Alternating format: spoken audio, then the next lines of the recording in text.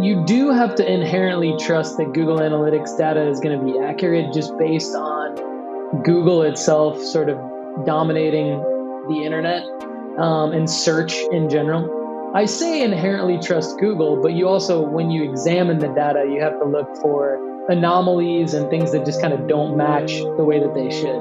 And it's always good to ask questions. Like, I think one of the reasons why data-driven design has been successful is because we go through the process of answering questions. You're listening to Ecomonics, a Debutify podcast, your resource for one-of-a-kind insights into the world of e-commerce and business in the modern age. This is Joseph. I'll be presenting a wealth of industry knowledge from interviews with successful business people and our own state-of-the-art research. Your time is valuable, so let's go.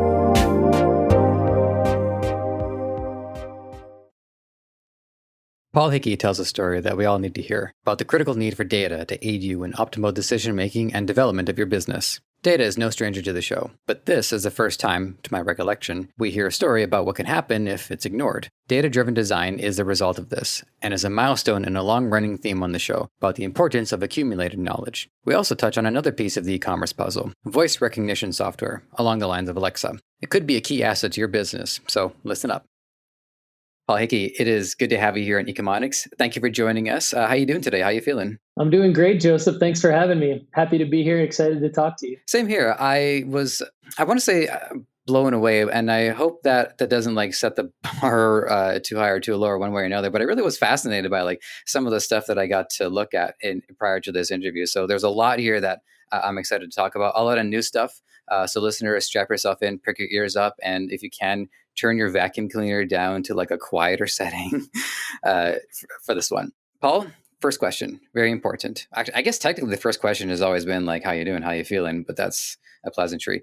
First actual question is, who are you and what do you do? Awesome. My name is Paul Hickey. I'm the CEO of a small, scrappy digital agency called Data Driven Design.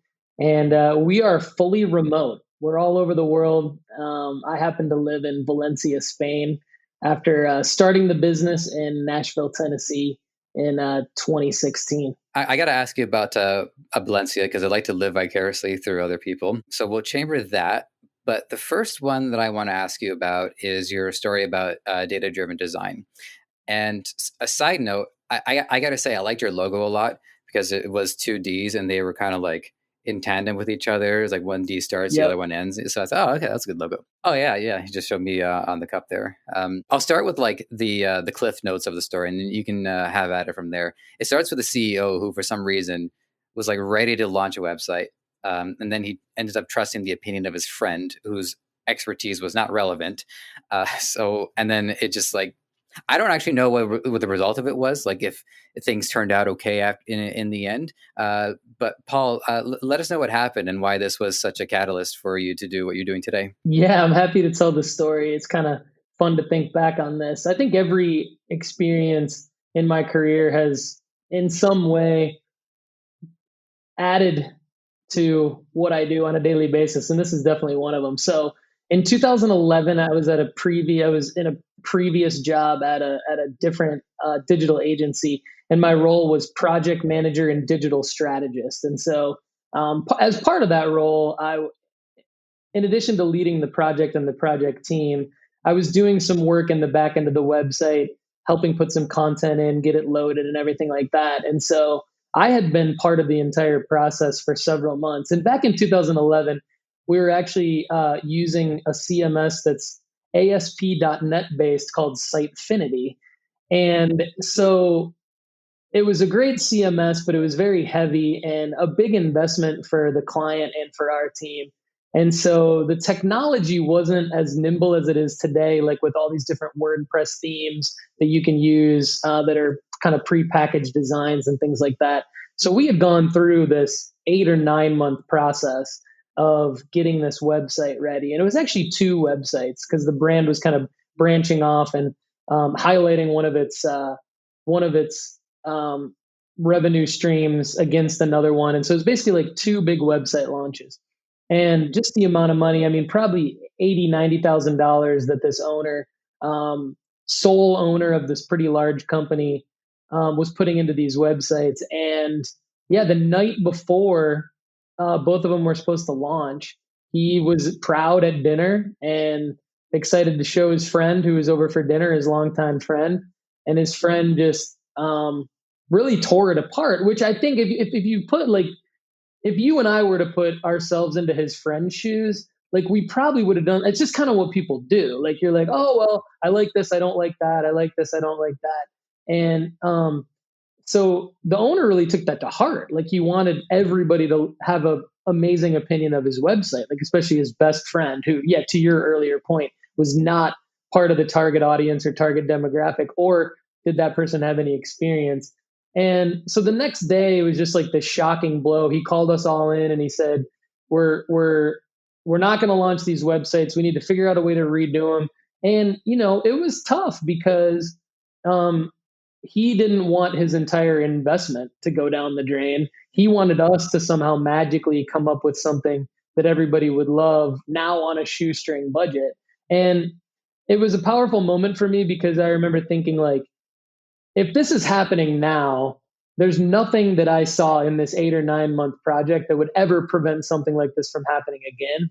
And I remember Google Analytics. I remember being in a bookstore probably 3 years or 4 years prior to this meeting and seeing like the Dummy's Guide to Google Analytics, and a book even published by Google on Google Analytics, and probably back in 2007 or 2008 when Google Analytics first came out as a product. And so I remember thinking, okay, there's web data that I can show people, and I've seen it, I know how to use it, and we need to start making this be part of every process, because someone's feelings are going to get hurt if we always just use opinions. And when people's feelings get hurt, basically, what hits the fan and projects fall apart. So data driven design really was born out of not trying to be fancy with data or make things take longer because of data analysis, but to really be productive, efficient with time, get things done, and get things done for less cost than if you're just using your opinion. So yeah, I'm glad you asked, because that's definitely something that I really still think about to this day when I'm working. I do pride myself on trying to have a unique experience for the listener as well as for you. So I do have to ask, what would you say is like the ratio of podcasts that you've been a guest on versus how many times you've had to answer that question or tell that story?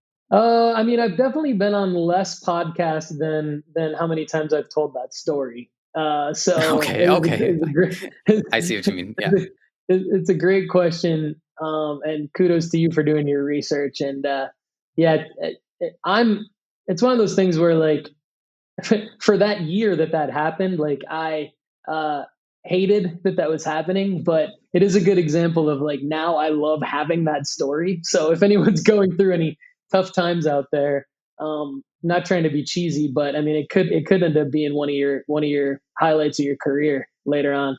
hmm Yeah, yeah. I mean, I can't imagine how like self-aware somebody would have to be in their catalyst and know that it's their catalyst.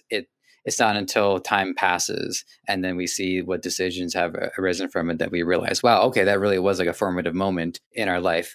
The only way to really know, I guess, is actually just how emotional it makes somebody. Like those really heavily emotional moments, those we know, okay, this is affecting us. And this is an observation, and it kind of like it's a parallel that I drew based off something not business related, but it's when a relationship between a boyfriend and girlfriend come to a close, and I'm relating that moment to the moment that your CEO, or not your CEO, but the CEO you're working with, had a sudden change of heart, and it's actually not that often that a breakup is like sudden and unexpected. Unless one person was like keeping all of their information or all of the way they were feeling inside and they don't say anything.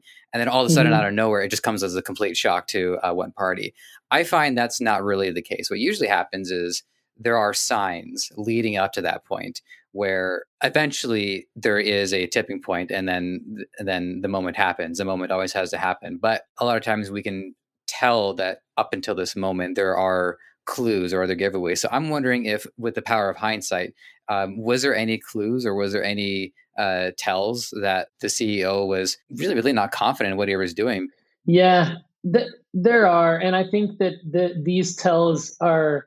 common in just about every business relationship. And it's actually something that I would tell my teammates and my employees at Data Driven Design often is that, and this was the biggest tell in hindsight on this project is how much time and how much money are being spent on a particular project. I think it comes down to no matter how strong the relationship is between the let's just call it the agency and the client, right? In this case, it's always going to come down to the accounting department or the person writing the checks looking the other person in the eye at the client who has the relationship with the agency and saying, have we really worked with this company this long and paid them this much money? And so I would always remind my teammates and my employees at Data Driven Design that you may things may seem hunky dory right now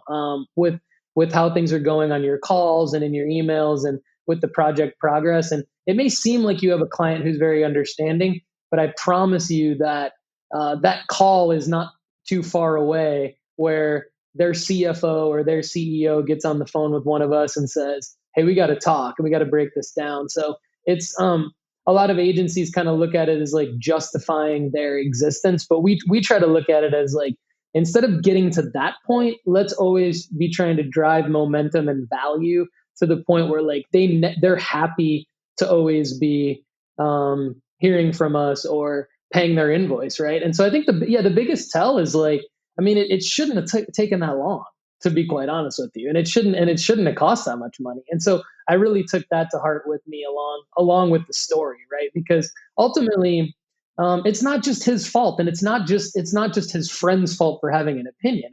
It's everyone together in that situation having been able to do something better. So I have one more question about it, and then we'll switch gears. But did it turn out okay afterwards, or did the business I don't know, go under, or just like what was the end game for it, or sorry, not end game? What was the aftermath? well, for the client, they had a very successful business to begin with, and so I don't think it made much of a dent in their business. Um, for us as an agency, the agency that I was with at the time, same thing with us. We were fine, but I mean, the relationship could have been completely different. And so, really, the thing that kind of imploded was the relationship because how do you have one side that now expects you to build another, let's call it maybe 40 or $50,000 website at the time for now like the remaining 5,000, right? Mm-hmm. So like it didn't work, unfortunately, and things stayed friendly for a long time. We ended up moving to WordPress, which is what I would have preferred to start the project with, Mm-hmm. because it would have been lighter and easier to work with than Sitefinity. So we did end up launching them a new great WordPress website, and they were very happy with it. But ultimately, our agency had to take the hit on a lot of unbilled hours, so to Mm-hmm. speak. And because of that, like we felt like we had now over delivered, and they felt like we had under delivered big time, and that they were going to kind of they had already made up their minds after that bombshell meeting that they were just going to get this last website out of us and then move on to another agency. And we kind of thought, oh, well, we're the heroes now because we built you all these websites and we did what you wanted. And so the relationship is what suffered, which that's kind of what I take to heart the most. I'd rather have the relationship, to be honest with you. Yeah, I mean, in that context, I'm sorry to hear that, but again, like we established, it led to really a new direction for you to go, Mm-hmm. and it's revamped and it's revitalized what it is that you do today. So next thing I'm going to ask you about, because we're talking about the genesis of this business. So there's this through line throughout Ecomonics that I'm really happy we were able to discover. It started with the interview with Tyler Jeffcoat, who does a accounting agency so clients work with him and they do their accounting. And not playing favorites or anything, but it sticks out to me. One of the main takeaways from it is that by being an agency, what happens is the data accumulates in aggregate. The data is collected from each client, and as well, the data is also data just absorbed from wherever it's found in the ether. And then by having this pool of it, they can then make more informed decisions for each individual client versus hiring somebody in-house and then they're only acquiring data within, and then because they're on the payroll, you do kind of like have to trust them implicitly. Whereas an agency, they have to deliver, otherwise the agency goes under. I bring this question to you, being data driven. It's the focal point of what you do. So I have to ask if you can expand on what insights have you been able to collect in aggregate that you've been able to share with agencies that those agencies wouldn't be able to find out on their own. Yeah. So one is with e-commerce sites.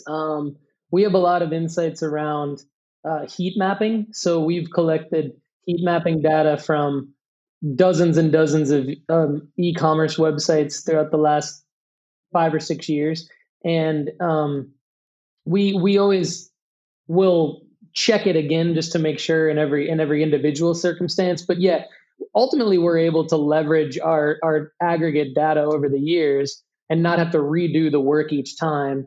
Check the data of the current client who's asking to verify that a particular design decision with their website is going to be in line with our data from the past. And so one example is with e-commerce websites looking at heat mapping data. Where do users ignore on the page, different pages, and where do users click the most? And so generally, we're able to find some significant patterns that will lower the bounce rate of the site, increase the engagement of the site, and then ultimately that increases the conversion rate on an e-commerce site. Because I mean, just in theory, at a high level, you might be, you're acquiring web traffic, whether you're paying for it or getting it organically, and if it's bouncing, then it has no chance of converting. So if we can lower the bounce rate and increase the engagement rate, that's going to increase the conversion rate. And so that's where we start with everybody. And it's a very useful exercise, but it's very quick and easy because, to your point, we're definitely leveraging the years of data. So it can be something like, you've got 3 extra links in the navigation. It can be something like you've got your social media icons in the navigation. Too many things for the eye to look at is very common. Different photo placements of products, different things like that come to mind as simple changes that we're able to look at right away and say, we're not just saying this because we want to impress you. We actually do have data that backs it up. But just in this one conversation, I can tell you that if your site also checks out, you should make these 3 to 5 changes on your homepage, on your product page, within your checkout flow, and you should see a increase in engagement, which will ultimately help your conversion. So that's one off the top of my head. And then, of course, we use Google Analytics a lot. So we're looking at the top viewed pages, the user flow, the bounce rate on all the different pages.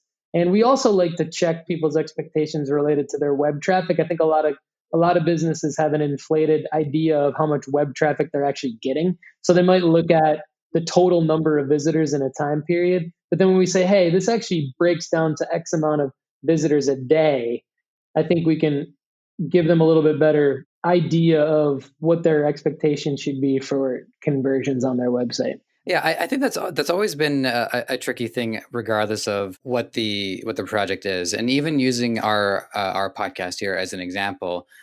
Whenever I'm trying to look at the downloads on the Liberated Syndication dashboard, I can see what are the raw downloads, and it tells me some things, but it doesn't tell me everything. It doesn't tell me if they downloaded just because they subscribed to it and they've gotten into that rut where their downloads are exceeding their listening time. It doesn't tell me if those who do listen are listening to it all the way through. So it gets to a point, and which is actually, I've been doing this from the beginning, having done podcasting for 10 years, is I've always tried to just make sure that I'm getting feedback from listeners, because I want to hear from them directly. I do want, even if maybe their opinion is not the most well informed, kind of alluding back to what we talked about with your CEO and his friend there. I still want to hear from them, because at least it gives me some insight into how engaged people are with it. So yeah, it's a difficult thing, I think, regardless of where trying to acquire the data. So I'll lead that into a question that, believe it or not, I did have chambered. Is when you're looking at the data, how are you best determining its accuracy? Yeah, well, I mean, that also comes with many years of experience looking at Google Analytics. So, for example, you do have to inherently trust that Google Analytics data is going to be accurate just based on Google itself sort of dominating the internet and Yep. search in general. But there are certain things that you see. So you might see you look for patterns is essentially what you do. So you might see Mm, patterns in the data that show a spike in web traffic during different times, and you might not be able to put your hands on the referral source to that web traffic. Well, we do see things like bots, can infiltrate Google Analytics, and so some of you might be familiar with some of your listeners might be familiar with the Boardman, Oregon location bot that can infiltrate Google Analytics and spike your web traffic. And you look, so you'll look for anomalies as well. So a good like real one that everybody should look at is if you have high web traffic during any one time, and it's you can't pinpoint the referral source, but you see that this particular web traffic has a very low bounce rate and a very low time on site. Those things are not going to match. They shouldn't match up, right? Because if it's a low bounce rate, it means that someone's engaging with the site. But if the bounce rate's say 0.05, which is like 100% of traffic is staying on the site, but the time on site says less than a second, you know that that's bot traffic. So there's particular things that you can see where common sense should lead you if you look into multiple aspects of the data. It should lead you to that's not accurate. If it's referral traffic coming from a particular IP address, for example, if an IP address is showing as a referral source, that could be an indicator that somebody from an office location, who maybe that's the office of the company whose website that it is dominating the web traffic. Well, that's something that might need to be filtered out. So I say inherently trust Google, but you also, when you examine the data, you have to look for um, anomalies and things that just kind of don't match the way that they should. And it's always good to ask questions. Like I think one of the reasons why data-driven design has been successful is because we go through the process of answering questions, and clients have made us smarter. I mean, we've been asked a lot of really good questions by clients who do not necessarily trust the data. And so having to go back and research and double check ourselves has really made us a lot better. So I encourage everybody out there to ask a lot of questions and question the data. yeah, one thing I would like to point out about Google. 2 guests ago, Robert, he had asked me if I had ever Googled myself, and once in a while I get the itch, but I hadn't done it in a while. So I typed myself in, and for my search, the number one is a realtor nearby. Then number two hit was me. I was like, oh yeah, I'm all right. Number two. And number two, Joseph Ayani, because I actually met another Joseph Ayani, believe it or not. And he had said that he's in oh god, he's gonna hate me for this if I forget if it's like Sweden or Switzerland, but he's over there in the Alps, and he searched, and the first result on his side was an Italian mobster. Now, is the realtor who lives nearby also the mobster? I don't know. Maybe there's possibility, but to be fair to Google, I think the results do change at least somewhat based off IP Oh address yeah, or location. yeah, 100%. Yeah, 100%. No one's ever going to really get the same two Google results. And actually, I'm glad you brought that up because one area that we do use data all the time is in the search result data. So for that, we use Google Search Console, and Google Search Console will show you the essentially the aggregate data of where your website actually does rank. And so it's better than a third party tool that's going to kind of guesstimate that. And clients will always ask, okay, well, you say that uh, this data that you've provided us from Google Search Console says that we rank 5.4 for this particular keyword. But when I Google it, we show up number 8. And so that's the same point that you just made, which is the search engine results pages are going to rank keywords for users based on their search history, their location, their device, all sorts of different factors. And the 5.4 is an explanation of, well, that's the average of where you actually show for everyone. And so it's very important that people know, obviously, that SEO data is out there in Google Search Console, and that's the most accurate that it's ever going to get in terms of where you rank on Google. I was I was entertaining this idea that just to mix things up for an episode, I would like deliberately go in unprepared. I'm glad it wasn't this episode. Yeah, and I think I'm just going to rule that idea out altogether until like I'll give it like 6 years or something like that. I got a specific one from your Instagram, it being specific, I know there's like a lot of information suddenly pull off the top of your head. So if you can't recall specifically, no worries. But the website Okay. traffic increase for Pro Fast Pitch, it was 149%, and then the engagement by 99%. Can you recall what maybe in this specific example what you guys did to help increase the numbers to that level? Yeah. So, well, for Pro Fast Pitch, they were an organization that when we redesigned their website, it was in 2018, and they're extremely popular uh, pro softball league with extremely high web traffic. And so to achieve an increase in web traffic wasn't necessarily something that I was expecting. And really, the answer is we didn't do anything too fancy there, but we did go through our process of looking at the data and understanding what would provide a better user experience based on that data.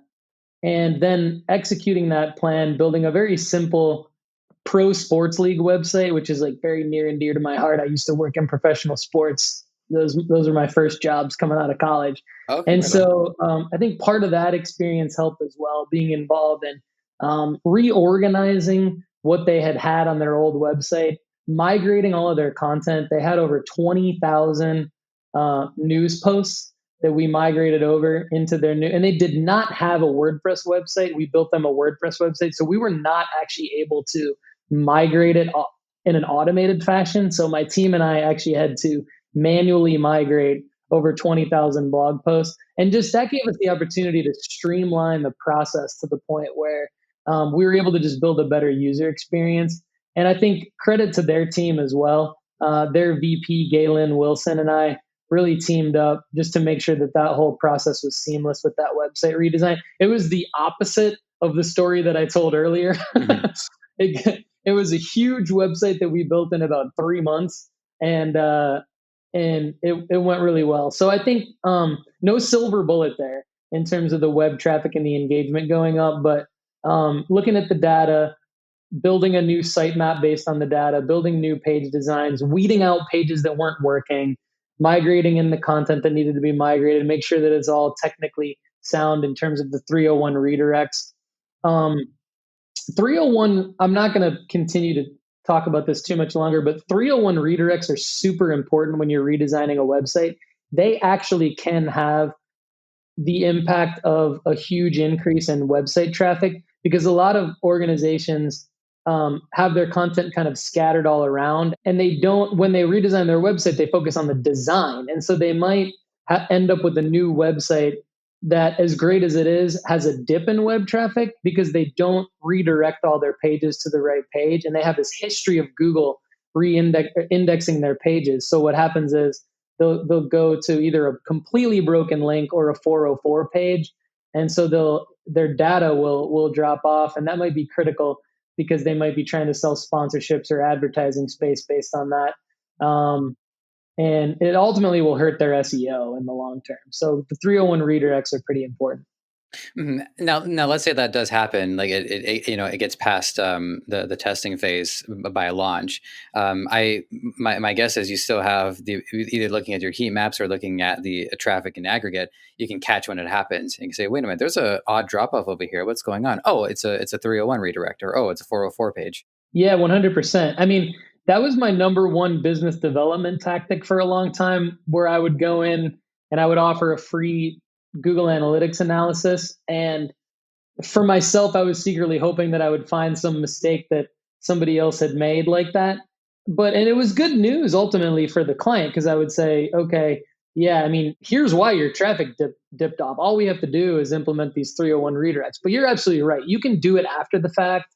Obviously, nobody wants to nobody wants to lose any kind of web traffic, but ultimately, like if you do experience that, there are ways of pulling those URLs and redirecting them at any time in the future so that you can get things back on track, basically.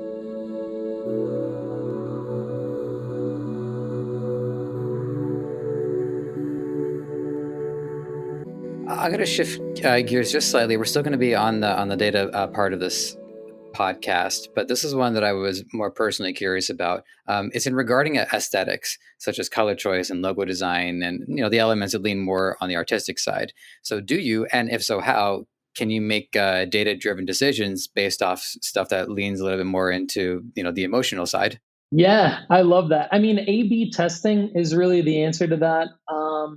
We've Hmm. worked with we've had on our team amazing designers, visual designers, and we've worked with clients that have had amazing visual designers, and we've been able to work together in specific roles where data-driven design may take on more of the data geek analyst role and developer role, while maybe the client takes on the design role. But the client, to your point, will definitely say like, which one should we pick? And our answer always is, well, let's run an A/B test. Let's put both of them there, and let's run you can run an A/B test, an ABC test, an ABCD test, whatever you want, right? And you can Hmm. run it for as long as you want or as short as you want. We believe any sample size of data related to either a photo choice, a button color, a logo option, maybe it's an icon set, anything you want to test, you can, and there's any number of testing tools out there. I mean, Google Optimize is a good one. You can run A/B tests using Google Analytics. You can use Optimizely, or the list goes on and on. So um, that's my answer for the aesthetic. Now we have gotten better at visual design in the last probably 4 or 5 years. Um, Although our feelings aren't hurt if somebody else has a graphic artist and they want us to do the more strategist and developer role. Right. Yeah. I would say it's a proficiency, but it's not to the level of mastery of some of the stuff that you are. This is the thing about being in Canada. It's like we're chronic overcorrectors and we try so hard to be polite. But like there's certain elements that you're obviously very clearly proficient at, and then there's other things that you're not quite as proficient at, or it's not quite what other people make their prime goal. So I can see the logic in that. But like you said, you're just getting better and better, anyways. Yeah, I think it's super easy to look at us and our work and say the design, the visual aesthetics could be better. And it's what we've prioritized the effectiveness of the end product over the way that it looks. And so we're definitely less artists than we are Hmm. um, about the results. And I think it just comes. I think it comes from a place of that's what I and our team have always been held accountable for. Like we've been held accountable for, like, yeah, this is all great, but like, is it going to help me make money? Like, is it going to help? Hmm. Am I going to get return on investment from that? And I can't look at a piece of artwork or a design and say anything about it that's worth anything unless I look at data behind it. So, like, if you have a piece of artwork on the wall in a museum and you can actually check who likes it and who doesn't as they walk by and their facial expression or whatever, like then I'll say, oh, well, this piece of artwork sucks because only Hmm. 5% of people liked it. Like that's just how I'm wired. And I think, yeah, to your point, you can tell that about us probably by looking at our website and our clients' websites. Oh, I liked it, and like I said with the logo, I thought it was all quite good, and not to like go too deep into this, but I think one of the things that gets dismissed about art in general is that it's purely an emotional thing, whereas I find that the point is to learn the mechanics of art, understand the techniques, so then that way people can more properly convey their emotion. I remember I was talking to this one friend I had met years ago, and she had these paintings on the wall, and the subject matter was really interesting. It was like dark takes on all of the different holiday mascots like the Easter Bunny and Santa Claus, and I thought the subject matter was great, but her technique was just not good. Yeah. And she says, well, doesn't it matter? It's just art. Like, well, no, actually it does. It does matter.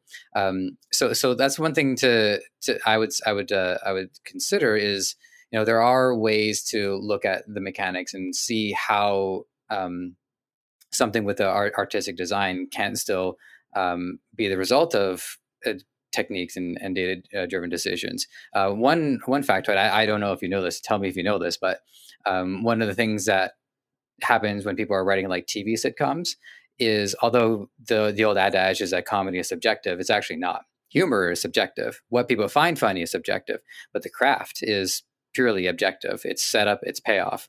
And so when people are writing scripts for, like, I don't know, Two and a Half Men, there's actually mandates where they have to have like this many laugh points per minute, otherwise the show doesn't, it doesn't meet standard.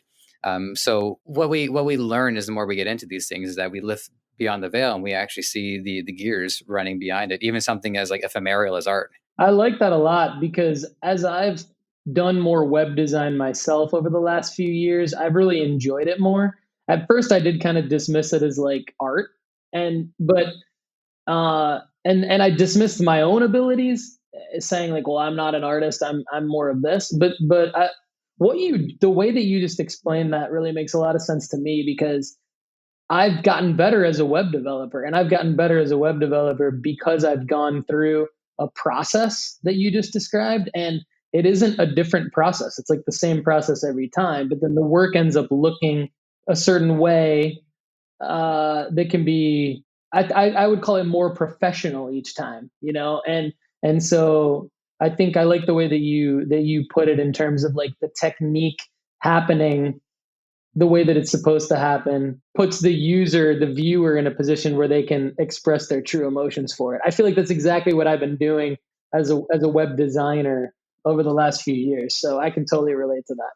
What we'll find is that some of the people who are most dismissive of art are artists. Like, you go to like museums of contemporary art, and there's like a smudge on the wall, and somebody goes, "Oh, it's beautiful," and then one of the clerks working there says, "No, that was actually an accident. Somebody just, like, was moving a frame and it nudged against the wall. Oh, but it's beautiful. I'll take it." So it's actually artists who are like doing the most disservice to art right now. They almost like, to them, it's like they're not learning the techniques as an act of rebellion. So what you would find is, like, some of the best rebels in art have always been the ones who knew the mechanics first. Like, in comedy, Bill Hicks, George Carlin, a lot of these comedians known for being like anti-establishment and anti-system, they were part of the system first. They got it, and then they used what they had learned, and they moved into, and then, well, then they became legends, at least as far as comedy goes. I'll make one other point too, for people who are like, who want to like understand this a little bit more intuitively. Music is a great thing to study, because music is all craft.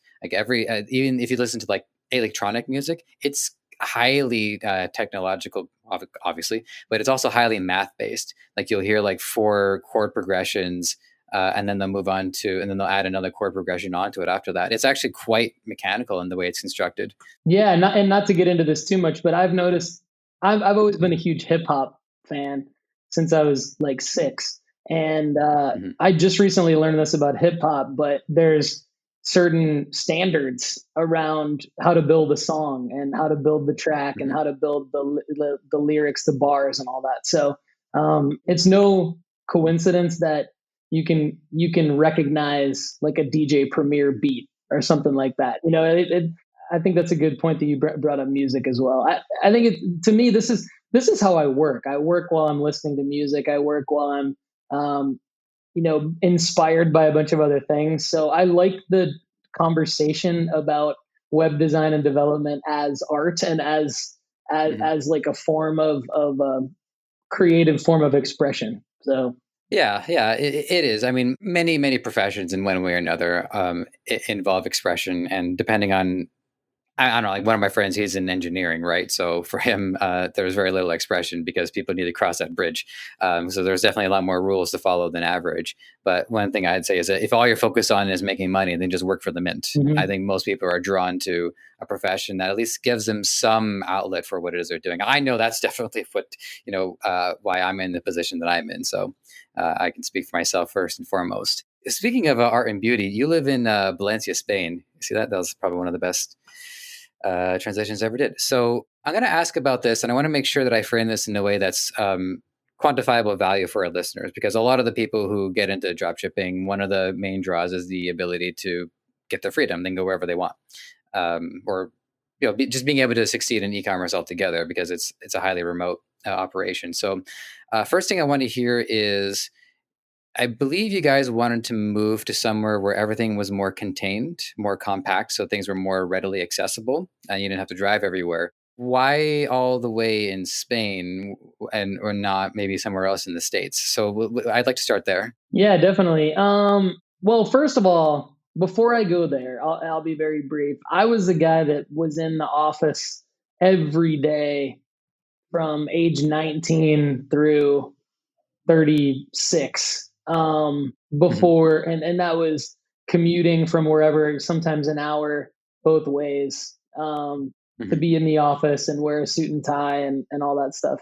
And so, after 17 years of doing that, I got a job for an agency that was in Michigan, and I was in Nashville, just outside of Nashville, and I really enjoyed remote working. I was not someone that ever needed a boss to motivate me in any way, um, by checking in on me or wondering where I was or anything like that.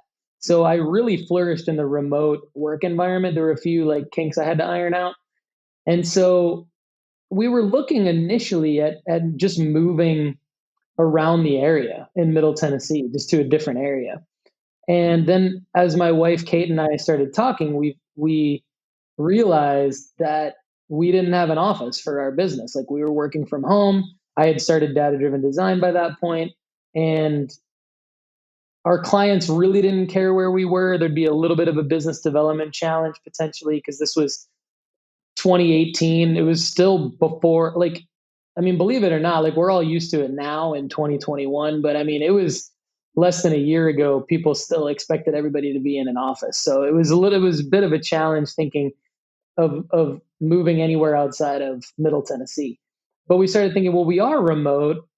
What if we kind of pursued what we talked about on our honeymoon in 2005, which was moving to Europe, possibly Spain, because the Spanish language is something that my wife has known since she was a little girl, and we've always wanted our kids to learn Spanish. So tying everything together, it was this culmination of, we have a business now. We're well established enough with the business to where we can swing it and just tell all of our clients and coworkers and partners that we're still going to be readily available for them. We're just going to be in a completely different time zone, and we're not going to be able to meet face to face, but we've got everything else figured out. And we visited Spain in February of 2018. We went to two cities, Valencia and Malaga, and we met friends in Valencia that are for sure going to be lifelong friends, and just fell in love with the city. It's a more of a tropical climate. It's on the water, so it's like a city of a million people in a beautiful city center. The cost of living is super low, and we're basically a couple miles away from the beach. So it was like, how do we not do this? Now, the big challenge was like getting our kids into school. So we took, at the time, a 9-year old and a 7-year old who knew no Spanish, and put them in public school in Spain, where they only speak Spanish and the local language, which is called Valenciano, which is not really like Spanish. It's kind of like Spanish, but it's a totally different language. And so the first year was pretty hard because the kids had to get acclimated. But ever since we made the move, and certainly now that a lot of other companies are making the move, unfortunately, because they were forced to. Luckily, we weren't forced to make the move to remote working. We're in a really good spot, and we obviously just hope that everybody else has as good of a work experience working remote, and is able to maybe one day kind of do what we did. And so yeah, we're fortunate. But Spanish language, culture, getting out of Middle Tennessee, those, for a little while for our kids, those were all goals that we thought would happen someday. But we looked ourselves in the eye in 2018 and said we could do this now if we want. So we made it happen. And you and I are talking right now. It's 11 a.m. here in Tirana. It's 5 p.m. there in Valencia, and I mean there it's crazy how like little of a delay there is between what I'm saying and you receiving it. So technology has certainly come a long way. Yeah, 100%. And now, there's been, with the pandemic, it certainly, it should go without saying, but I'm going to say it anyway. Like, it's an unfortunate circumstance that brought people to become more familiar and okay with remote meetings. But it is something that I think, I wholeheartedly believe just makes everybody more efficient and effective. And if people, I think the more companies that can embrace it, I think they'll have a more efficient, effective, and fulfilled workforce. And so I'm very, very thankful that we're able to do this, and that there's not. I mean, I could tell you for the first like year and a half that I lived in Spain. I mean, I definitely was kind of the weird one for wanting to jump on a Zoom call instead of like pick up the phone and call somebody or show up at their door. So I'm very, very thankful that I'm able to do this now without any of the weird looks or remarks. Yeah, you've already acclimated to it. I was sort of in a similar position because in the previous job, we were working with a German company, so we didn't really have a choice. We had to hop on the phone, and like we had to hop on the phone first thing in the morning too, before we even had our morning coffee, because our morning was like the end of their day. So we had like a window of like, I don't know, 30 minutes to have our powwows. So it takes some adjusting, but it's just a sign of what we're moving towards as the world through our ingenuity is finding ways to be more connected, and it's a beautiful thing to be a part of. And it is unfortunate a lot of people really suffered in the pandemic, but I think for the people who have that drive or that initiative to want to put themselves in a better place, they had that before, they had that during. So I think the people who didn't have that drive were already suffering in their own ways prior to it. So Yeah, we'd have to look at the data, right? There's lots of different things that happened, yeah, and a lot of it is unfortunate, but a lot of it is also going to be positive in the long run. yeah, absolutely. Okay, so even in the research that I did, I didn't find any insight into what you were doing prior to. I was about to say Triple D, but maybe I shouldn't. To David Driven Designs, because you were saying you were passionate about baseball and you had done work with.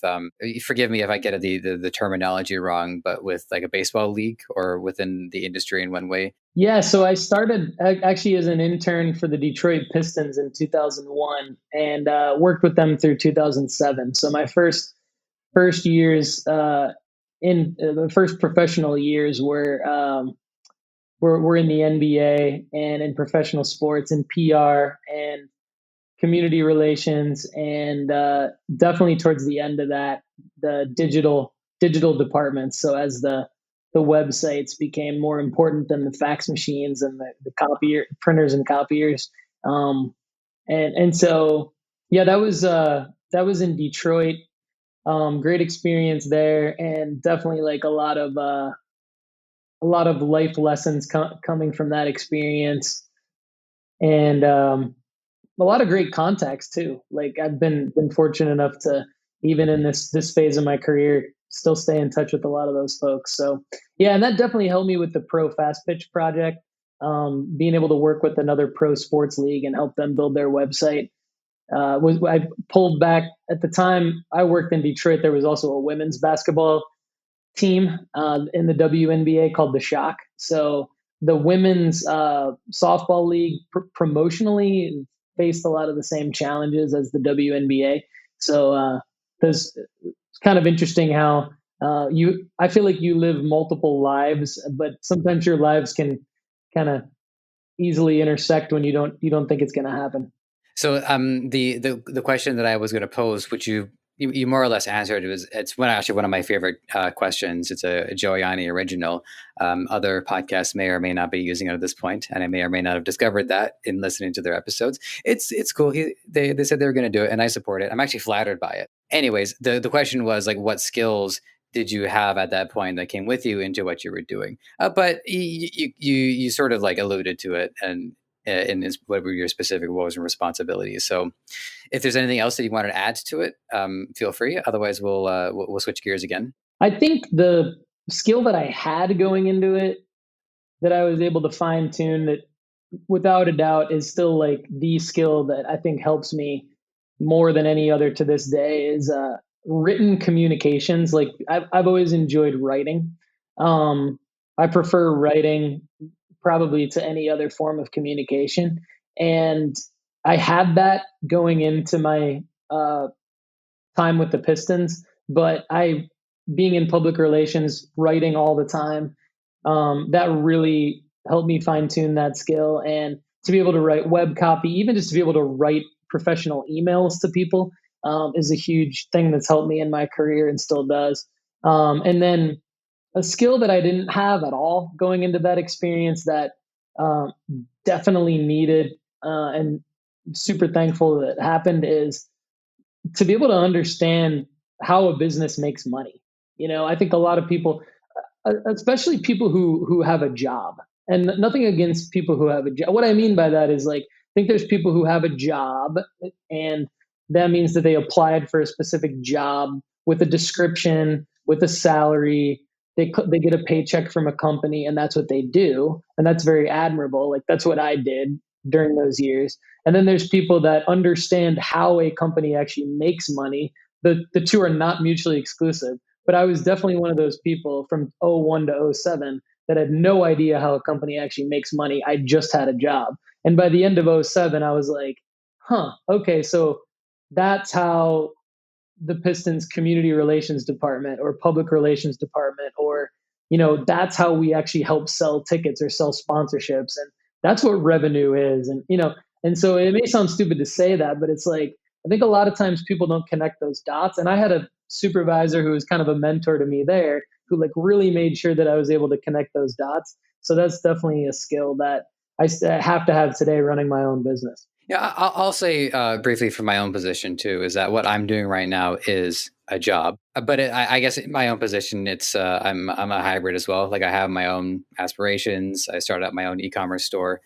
so I always have my own personal initiatives as well, and my personal initiatives have led me to this job.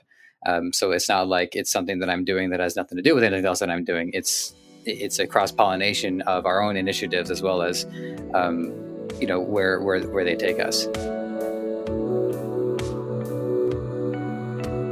So we got to shift gears because this is huge. We have got to get to this. I haven't talked to anybody else about this on the podcast. I don't even know if I'm going to get the term right. It's like voice-based business, or just using voice for your business in one way or another. So for someone like me who only knows of, okay, Google and Alexa, is it safe to go outside, as like consumer level services? How are businesses in the e-commerce space integrating voice-based services? And I'm way off on the terminology. I'm sorry. I'm doing my best here.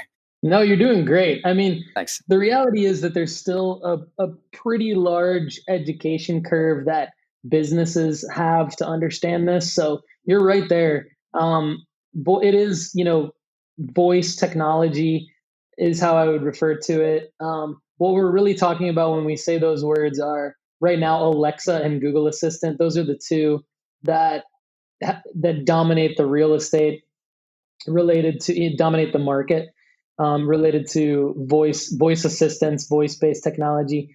And what's really cool about them, and what got me into them, is Alexa allows developers to build what are called skills, which are apps, voice based apps, that run on Alexa enabled devices, any Alexa enabled device. And by now we all know there's like close to 100 of them. We've got the headphones, we've got the Echo Shows, the Echo Dots, we've got the Fire TVs, et cetera, et cetera. And then you've got Google Assistant, and Google Assistant calls them actions. So skills, actions, they're both the same thing. They're both apps on top of voice devices. And really, what it is it's like building a website, for a browser. Only instead of a browser or a mobile device, it's for the voice device. So it's like building a mobile app, only instead of for your phone, it's for the voice device.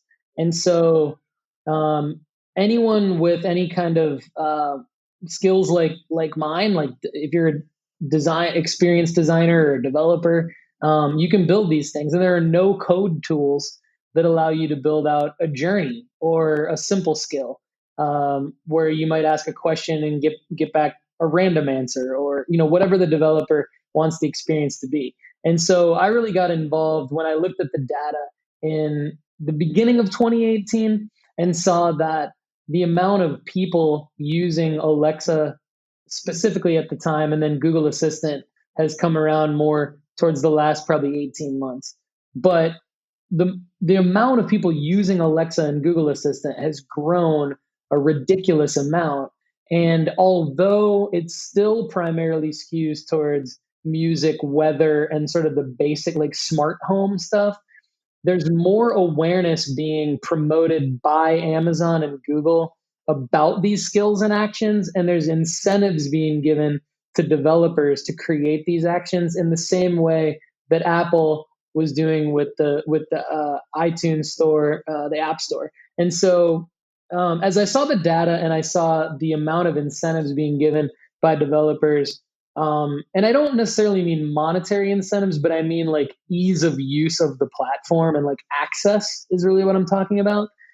I really got into building these skills in action. So starting in about June 2018, I started building flash briefings, which are like little mini podcasts on top of Alexa that you can add to kind of like, it's like a person. If you remember like personalized RSS feeds, like where you could like aggregate all your news articles into an RSS feed in your home tab browser, which some people still may do. That's like what your flash briefing is. And then I started to get into, okay, well, now you can build these experiences as custom as you want them.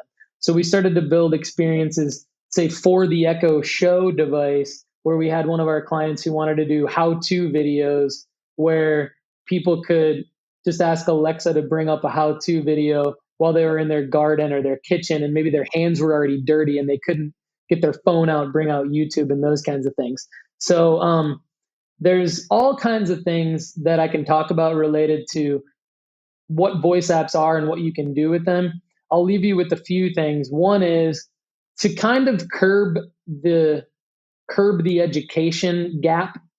I started a conference called the Nashville Voice Conference, which later post pandemic evolved into the Voice event, which was a virtual event. But its purpose is to educate businesses on like all these things that they can use voice technology to become more efficient and effective in. And then another thing we did at Data Driven Design is we built a WordPress plugin called the Voice Designer that it voice activates any WordPress website for both Alexa and Google Assistant. So you can actually, in the same way that you can update your website's content, you can update the content that a user can say, Alexa, ask about my business, whatever. You can give it your business's name. Alexa, launch my business name. And you can tell your audience that there's information on Alexa and Google Assistant about your business, that they don't need to get their phone out. They don't need to look at their screen. They can talk to Alexa while they're driving, and they can get information about your business. So the Voice event, National Voice Conference, the Voice Designer, I could keep going on and on about it, but all these things are because the data is making me be very passionate about small businesses need to be on these voice devices. They need to carve out a presence on these voice devices because it is the next way that people are searching to get their information. So it's kind of like getting a website back in the late 90s, early 2000s when you could try to rank high on Google. So I'm trying to get all of our clients at Data Driven Design get these voice apps with their website, so that their audience will ultimately also be able to find them on these voice devices. So one thing that I was thinking about is in my own relationship with voice, because this is what I need to work. So I think for me, I might be one of those holdouts where I might just want to stick to manual as much as I can, just because I don't want to like Alexa, get the lights, Alexa, and then next thing I know, my voice is shot, and then I have to do a recording. But that I'm more an anomaly in this case. Not everybody relies on their voice for their work. So, but conversely, you were saying that a gardener, for instance, could really use the extra help just so they're not wasting time. They got to wash their hands. They got to turn on a video. They got to come back to it. I can also see a small business owner who might not have the overhead to hire an assistant at that moment, but can save a lot of time and be much more efficient by having a voice assistant just to help run things, maybe change the music or collect ask for a piece of data. So it's hard to it's fascinating to think about. I can't quite picture like what would be the limitations of it. So rather than ask such a peculiar question, I'm just going to not do that. What I do want to know is so the convention that you started, is that the same one as Project Voice, or is that a different one, or was there like a naming thing going on there? Yeah, so actually, when I started the Nashville Voice Conference and the Voice event, um, the Project Voice founder saw that I was running my own voice events. His name is Bradley Metrock, and he invited me to be part of Project Voice. And so Project Voice last year was in Chattanooga, and I had the opportunity to go and meet several other people in the voice industry. Project Voice is more of a leaders in voice conference, whereas the National Voice Conference and the Voice event are like, okay, we're going to stop thinking about the what ifs related to where the voice industry could go. And we're going to teach Mhm. you at this conference how you can implement voice in your small business right now to make you more efficient and effective. So I would say my conferences are much more uh, tactical and practical in the moment for businesses, whereas Bradley's conference is definitely more industry thought leadership from like the top leaders in voice. Mhm. Okay, and what I would recommend for listeners is to I'm presuming that there's enough content online for. I know that there's Project Voice content online, but for the but for your conference, I presume that there's also some content online that we can look at, so we can look at more of the tangible side. Yeah, the best place to go, I created a website for everything that I've ever done related to voice content, and all my voice related content and all my voice related presentations and conferences, interviews, everything is at voiceseries.com. So I put it all there, and I would love it if listeners want to go check out voiceseries.com, and you'll see everything that we've mentioned: Project Voice, Nashville Voice Conference, the Voice event. There's even been some great Nashville Design Week. I presented designing for voice at Nashville Design Week. So even having the voice design conversations at like that visual design conference has been kind of fun. So all that content is at voiceseries.com. And if anyone's interested in voice enabling their WordPress website, check out the voicedesigner.com, and you'll get a direct line to me on either of those sites. So I'm happy to help you out. Yeah, I strongly recommend our listeners look into this, because it's something that we can be on the forefront of at the very least, and because one of the main innovations in technology is to always find ways to make things more, easier for us to use and more accessible. Voice is one that 99.99% of us have the ability to do. All right, so Paul, we've this has been a blast. There's been so much that I've been able to learn today. We're gonna decompress. I have some questions, and these are fun, just kind of like just a chance to kind of like blast up into space a little bit. The first one that I'm curious about, I'm going to ask you two, and then I'm going to give you our wrap up question. The first one is: have you ever considered getting into chess, or if you are a chess player? Seeing how well your data driven mindset could apply to a strategy game would be something I'm wondering if you've ever thought about. Yeah, I'm pretty intrigued by chess. I enjoy that it's actually a game I can play with my kids. So that's one part that intrigues me about it. The I did, as I'm sure a lot of listeners have recently watched the Netflix show, The Queen's Gambit. Pretty much made chess look really cool. So I think before that, I thought it was a pretty cool game. Had never really gotten into it. I'm someone who likes to work as much as possible, so chess would take me like away from that a lot, which would make me feel completely unproductive. But as a game, independently of like my feelings about I'd rather be working, I'm definitely intrigued by chess. All right. And so the other one, for our listeners wondering why do you put your guests through these things, just know that I screened this first before we started recording. I wanted to ask you a spiritual question. Your business is your business, your life is your life. But what I'm wondering is if the data focused mindset allows for something purely faith based, and what does your relationship look like in regards to your own spirituality? If it's there, if it's not there, whatever the case is. I am curious to know how the relationship between these 2 points. I am not a religious person, I would say at all, but I believe I'm a spiritual person. I have a relationship with something greater than myself and humanity. Uh, and I think that for me, it's personally deeply rooted in like what I value most, which is time with my wife and my kids, and the data driven design business and the principles and differentiators of data driven design allow me to have appropriate work life balance for me. So it's also the principles and differentiators of data driven design are like deeply rooted in kind of who I am as a person, which is like I want to feel like I'm building something important. I want to feel like I'm building something that you can get some instant gratification from, um, and that you can sort of please others with and put a smile on others people's faces. So as a person, I'm not very like service oriented or religious in terms of like wanting to necessarily spend my time helping others, but I think data driven design and like the principles of creating momentum, creating value, trying to stay ahead of the client, using data to stay more efficient and save people's time and save people money and give them a good work product.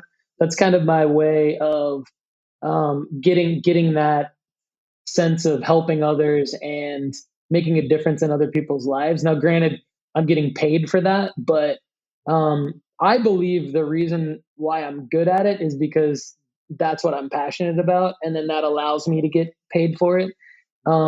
So, yeah, from a spirituality standpoint, it's less about religion and it's more about just kind of feeling fulfilled. Like just achieving personal fulfillment for sure. I appreciate that answer a lot, and I wanted to share my perspective on it because I thought you would find this interesting.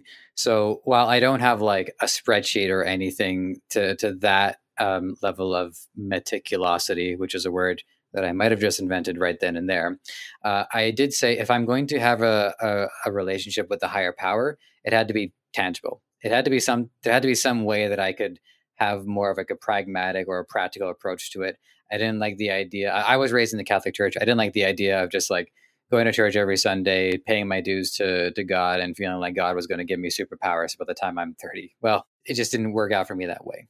But what I did look into was that we have something very difficult to quantify, regardless of who tries, which is our dream state. I think for anybody with any spiritual bent has the opportunity to commune with either a facsimile of a higher power to prepare us for when we actually meet with the higher power, or the higher power actually pays a visit. And then if you look at how to achieve quality dreams, it all lines up with living a good life.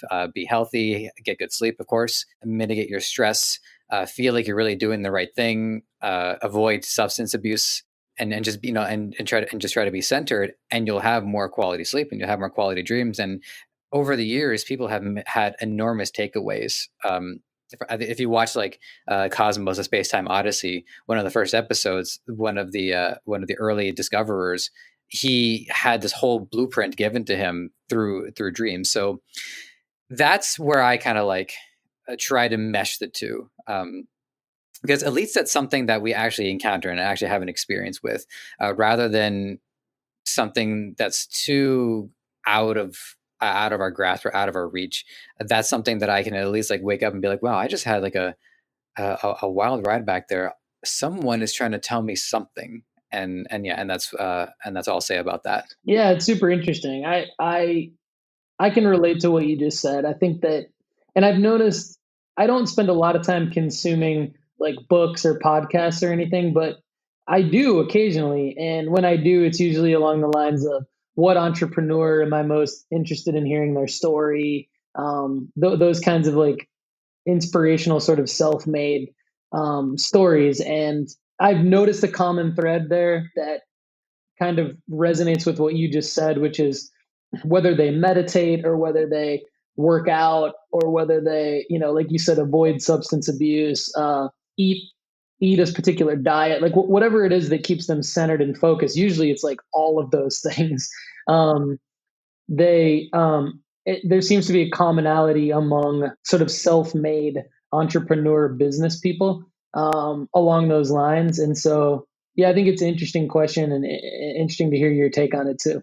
I appreciate that. And I hope our listeners will also consider this as well. And mind you, for those who listen to every episode so far, it's not the first time I brought it up, but it means a lot to us because it goes deep into, into our gut and into our psyche. And if we, and I mean, these entrepreneurs, they do it for their reasons. And now they're doing fantastic. So what I think is also keen about it is that the results vary, but the methods are consistent. Good health, good sleep, meditating, eat good food.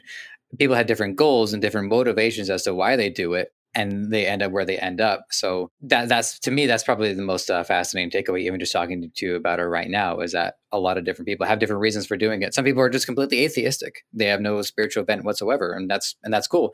But the method is the same for them as it is for a wacko like me. So it's just something great to think about. And with that, we are going to get you on out of here. Paul Hickey, this has been a blast. Thank you so much for your time. If you want to share any parting words of wisdom, an answer to a question I forgot to ask, this is the chance to do it. And then let people know how they can get engaged with your work and how they can reach out to you as well. Yeah, thanks so much for having me on, Joseph. I would say that if you are thinking about your career, regardless of your experience or your age, you can totally do what I've done in my career. I am 100% self-taught, and I'm also putting my my best documentation of how I got to where I am today, specifically with being a web developer and e-commerce marketing, if you will, at woocommerceuniversity.com. I think that's a great place for anybody to come learn the skills of WordPress web design, e-commerce marketing.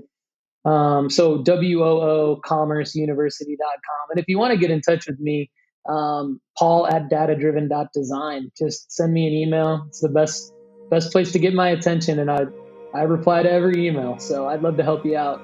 All right, fantastic. Well, listeners, thanks once again for participating in this in your own way. You have my gratitude for your time and for listening to us. Paul, you have my gratitude as well once more. And with that, we're going to get on out of here. So take care, and we'll check in soon. Thanks for listening. You might have found this show on any number of platforms: Apple Podcasts, Spotify, Google Play, Stitcher, or right here on Debutify. Whatever the case, if you enjoyed this content and want to help us thrive, please take a few moments to leave a review on Apple Podcasts or wherever you think is best. We also want to hear from you, so whether you think you'd be a good guest or want to weigh in on anything related to our show, you can email podcast@debutify.com or connect with us on Facebook, Twitter, Instagram, and TikTok. Finally, this podcast is created by the passionate team at Debutify. If you're ready to take the plunge into e-commerce or are looking to up your game, head over to Debutify.com and see how it can change your life and the lives of many through what you do next.